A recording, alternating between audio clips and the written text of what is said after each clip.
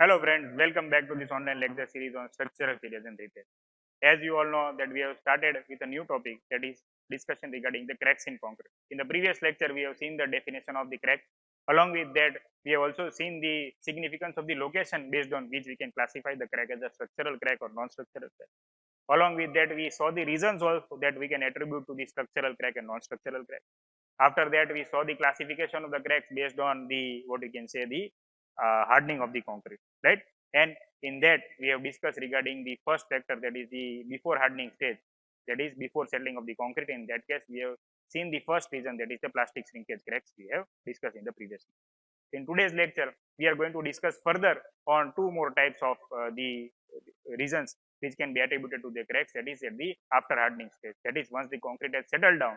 After that, there are certain reasons or certain conditions based on which the cracks are likely to take place. So we'll try to understand those reasons. Along with that, we will also try to see the causes due to which these cracks are going to take place, and also understand the preventive measures that can be adopted. Right? So coming back to this slide, where we have seen the classification of the cracks based on the hardening of the concrete, where we have seen that before hardening is there and after hardening is there. In the case of before hardening, the reasons can be the plastic stage of the concrete or the construction movement that is taking place due to the movement of the equipment, movement of the labor, movement of the formwork. If the formwork is going to settle, if some kind of deflection or is going to be there, then in that case also the cracks are likely to take place at the very initial. And in case of the other category, that is after hardening, that is once the settling or there is a setting time of concrete is achieved, then that is after the concrete has hardened, then after that we have the physical cases, then the thermal, then we have the chemical cases, other than that we have the structural case also. In case of physical case or the physical category, we have two different possibilities. There first is the drying shrinkage and second is the craze. So in this particular lecture today, we are going to discuss about the drying shrinkage, the process that is behind this drying shrinkage. We understand the causes and the remedial measures that can be adopted to reduce the process of drying shrinkage in hardened concrete. And after that, we look at the crazing. That is also a very common phenomena that is being observed on the surface of the concrete. Mind well, both these phenomena are not going to have major impact overall due to the service life of the structure or stability of the structure. But if you want to understand the classification of the structure, or you can understand the classification of different types of failures in the structure, then it is necessary for us to have detailed information on this particular topic as well. Because whenever you are going to do the site visit, then in that case, it is always going to be necessary that first of all you should be able to visualize the failure. Then second thing is that you need to understand the reasons that can be attributed to particular failure. And once you are understanding the reason properly, then you can suggest remedial measures that can be adopted to control this failure from propagating further. Right? So under this category, under this process of evaluation of structure only, this thing will be considered. That is the drying shrinkage and the crazing that we are going to discuss. Now, if we talk about drying shrinkage, so as the word itself is indicating drying shrinkage. Earlier, in case of plastic shrinkage and plastic settlement, we discussed the word plastic. Why? Because still that concrete was fresh enough. So that is why the word plastic was used. Here, drying shrinkage is the word. So because it is falling under the category of after hardening the concrete. So as to, when you consider the after hardening the concrete stage, then it is but obvious that you consider that the concrete has hardened, and when the concrete is hardened, that is you can see that there is movement of the, that is the absorption of moisture has taken place, as a result of which the concrete is going to be hardened, right? And when it is going to harden, then as a result of this, the drying shrinkage is going to come into the effect. That is, after hardening, the concrete starts drying. That is, once it is going to harden, then it is going to start drying. The excess water leaves the system, causing the contraction or the shrinkage, right? This excess water can be also termed as the water of convenience, because this excess water, because several times what we see is when you start doing the casting, then you feel that if the concrete is not going to be workable in nature, then what you do is you add some amount of water. Sometimes you also feel that if the slurry is not generated on the surface, right, or it is not coming up to the surface, then as a result of that, in order to ensure better finish also, the contractor is going to add some water. So this excess water, which is going to be evaporated in case of drying shrinkage, is nothing but this water of convenience, which is going to be added at the time of mixing, due to in order to achieve the workability or have proper smooth finish on the surface, right? So this loss of water contained in the hardened concrete, does not result in any appreciable what you can say dimension, because whenever this amount of moisture is going to be evaporated from the surface, then as we have said that it is going to the concrete surface is going to dry and shrink.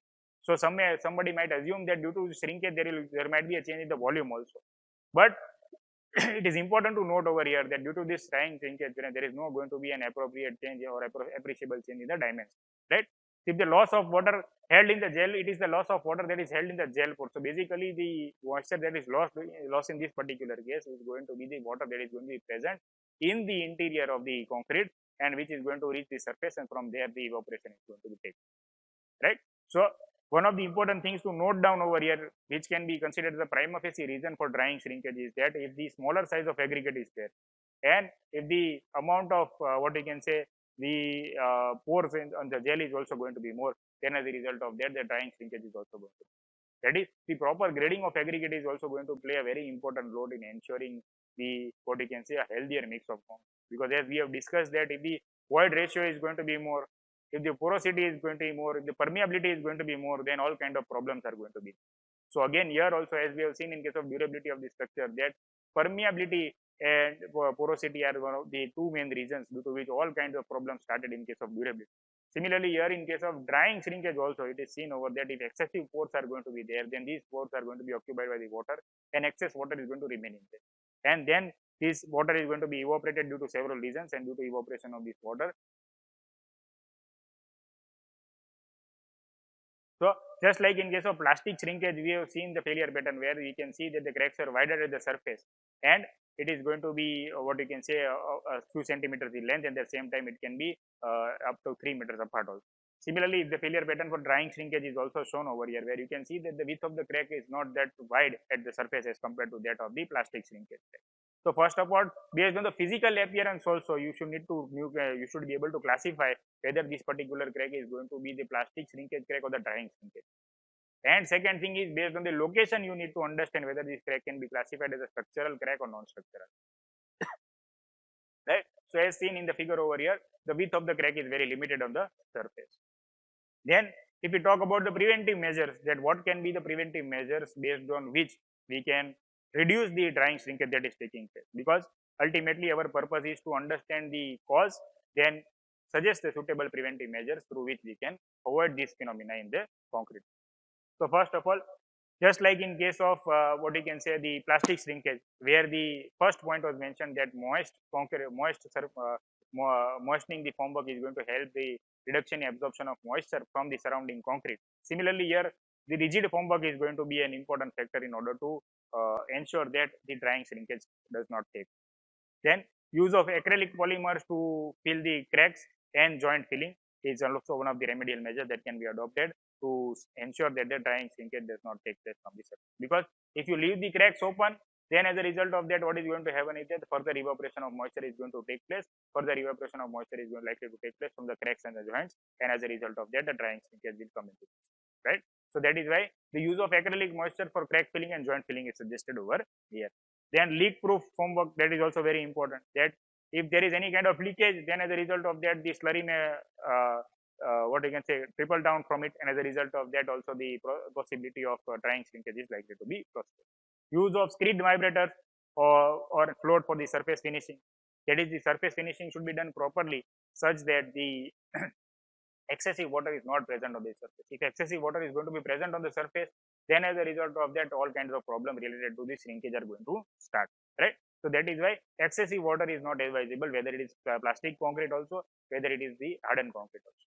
Then use of rich concrete is suggested. Now, what do you mean by rich concrete? Where the cement content is maintained up to a certain level. So in that case, here what the example that is given over here is that if the cement content is 400 kg per meter, and if the water cement ratio is around 0.4, then in that case the possibility is that this particular mix can be considered as a rich concrete. And when you have sufficient amount of material that is present there, then as a result of that, the drying shrinkage phenomena can be avoided. Next, we talk about the second phenomena that comes under the category of physical. That is, after the hardening stage in the classification, we have seen that after hardening concrete, in the physical, we have two cases that we are discussing, where first is the drying shrinkage and second is the crazing. So we already discussed the drying shrinkage, now we are discussing the crazing. So this is the kind of image that everybody might have seen at some stage or other during their visit to the site. So if these kind of closed cracks are visible on the surface, then it is known as crazing or the concrete crazing in the other words also. So crazing is the development of the network of the fine random cracks or fissures on the surface of concrete caused by the shrinkage of the surface. That is, it is basically called a network of fine cracks that are there on the surface of the concrete. Why? Because why it is said a network? Because you can see that the cracks are very small in length and they are very closely spaced with each other and they are concentrated at one particular region. So if this kind of situation is seen or this kind of situation is observed on the site on the concrete surface, then one of the possible reasons can be the crazing that is going to be there. Right? These cracks are rarely more than 3 mm deep.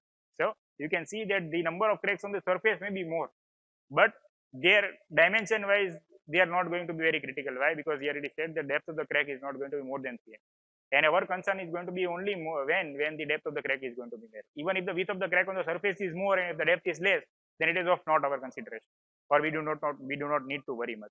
But if the depth of the crack is beyond a certain limit, then in that case the possibility it is going to be a structural failure and it may result into a structural failure as well. Right? So here in this case of crazing cracks, it is said that the depth of the crack is not more than 3 mm and are more noticeable over floated areas or steel trowel surfaces. That is, when this finishing of the concrete is done.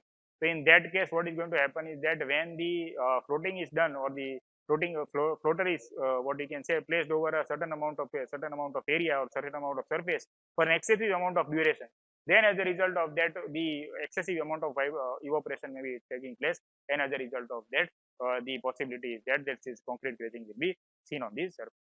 If we talk about the causes and preventive measures, just like in case of previous cases also, as we have discussed that we first look at the phenomena, then we discuss the causes and then we discuss the preventive. So here also if we look at the causes related to concrete crazing, then the 6 or 7 causes are listed. Which are those cases? Then first is poor and inadequate curing. That is, if the curing is inadequate in nature or if it is going to be poor, then in that case the possibility of this concrete crazing is likely to be on the site. That is why it is said that curing should be ensured on the site and it should be done properly, right? In order to have a good service life and have a proper surface of the concrete. Then intermediate and wet curing and drying. So if there is going to be a change in the thermal, there is going to be a thermal variation, there is change in the temperature, where the freezing and thawing cycle comes into picture, where the surface becomes wet and dry again and again. Then as a result of that, due to this movement of the moisture from within to the outer surface, as a result of that, the crazing may likely to be take place. Then excessive floating is that if you are going to use excessive amount of floater, then also it may result into these crazing cracks that are there. Then excessive lattices that are found on the surfaces. Then sprinkling of cement on the surface to dry up the bleed water. That is, if the slurry of cement is generated on the top of the surface, then in order to dry that particular thing, what we do is we sprinkle some dry cement on it. So when you're going to sprinkle some dry cement on it, then as a result of that, once the moisture will be evaporated due to high temperature, this kind of crazing cracks will be seen on the surface. Right? So these are all different causes that are there which can be attributed to the concrete. Now, if we talk about the remedial measures, then in most of the cases, as we have seen earlier also in case of durability of concrete, that whatever are the causes, these causes ultimately become your remedial measures also. So if we talk about preventive measures that can be adopted for concrete crazing, then these are the preventive measures. Which are the preventive measures? That is proper and early start of the curing, right? Because in the causes we have seen that poor and inadequate curing can be one of the reasons due to which the crazing can occur. So if you are adopting proper curing practices and early curing, then as a result of that, or immediate curing after the casting is done, then as a result of this concrete crazing can be avoided. Then use of proper curing compounds on the surface wherever necessary. And never sprinkle the what you can say dry cement on a mixture of dry cement on the surface of plastic concrete. That is, whenever the concrete is going to be in a plastic stage, if you are going to sprinkle any dry cement, then as a result of that, what is going to happen is that later on, after the evaporation of moisture from the surface, the possibility is that these crazing cracks may be visible on the surface. Right? So this particular lecture has given you an insight about the cracks that may be visible after the hardening of the concrete has taken place. And in this particular lecture, we have discussed regarding the physical reasons that can be attributed to the cracks that are happening after the hardening. That is, we have discussed regarding the drying shrinkage, the phenomena, and causes and the preventive measures that are associated with it. And similarly, we have discussed the second case also that comes under the category of physical reasons, and that is the concrete crazing on the surface. Right? So I hope you have understood both these phenomena clearly, and it will help us to perform and what you can say supervise in a better way on the site. Stay tuned for the further lecture series.